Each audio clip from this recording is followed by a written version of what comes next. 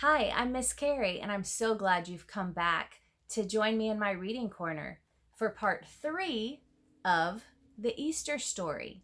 This is the best part, and once again, this is why we have reason to celebrate the Jesus Storybook Bible, where every story whispers his name. And once again, that's Jesus's name.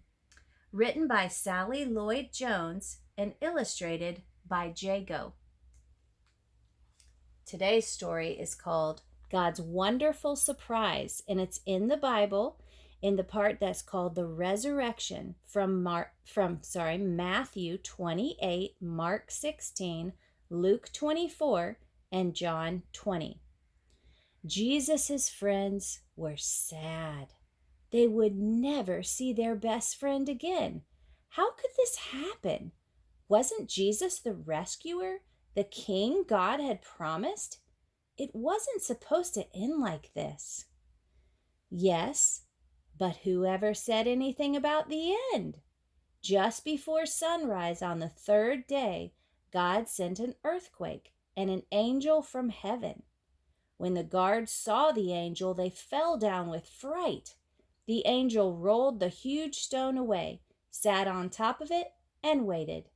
At the first glimmer of dawn, Mary Magdalene and other women headed to the tomb to wash Jesus' body. The early morning sun slanted through the ancient olive trees, drops of dew glittering on leaves and grasses, little tears everywhere. The friends walked quietly along the hilly path through the olive groves until they reached the tomb and immediately noticed something odd. It was wide open. They peered through the opening into the dark tomb. But wait! Jesus' body was gone. What happened? Whoop, need to turn the book on this. And something else. A shining man was there with clothes made from lightning. Don't be scared, the angel said. But they couldn't help it. They screamed anyway. The angel asked them, "What are you doing here? This is a tomb, and tombs are for dead people." The women couldn't speak. "Jesus isn't dead anymore," he said. "He's alive again." And their hearts leapt.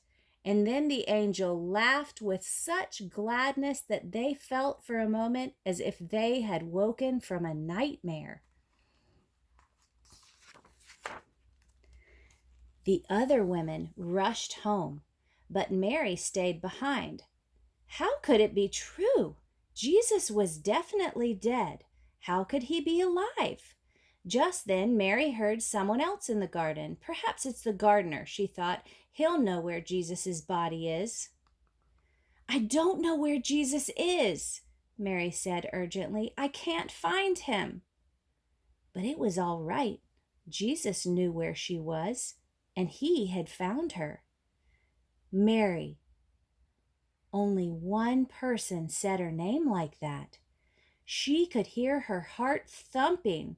She turned around. She could just make out a figure. She shaded her eyes to see and thought she was dreaming. But she wasn't dreaming. She was seeing Jesus. Mary fell to the ground.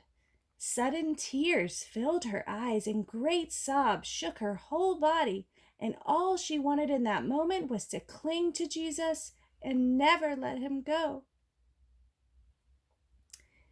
Whew, I'm getting a little teary, just like she probably was. She was so excited. "You'll be able to hold on to me later, Mary," Jesus said gently, "and always be close to me. But now go and tell the others that I'm alive." Mary ran and ran all the way to the city. She had never run so fast or so far in all her life. She felt she could have run forever. She didn't even feel like her feet touched the ground. The sun seemed to be dancing and The sun seemed to be dancing and gleaming and bounding across the sky, racing with her and shining brighter than she could ever remember in the clear, fresh air. And it seemed to her that morning as she ran almost as if the whole world had been made anew, almost as if the whole world was singing for joy.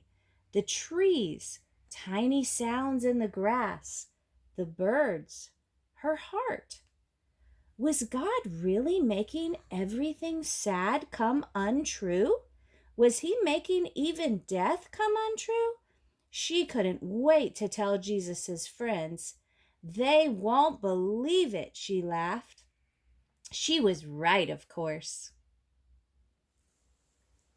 And guys, that is not the end because Jesus is alive, and that is why we celebrate. Happy Easter.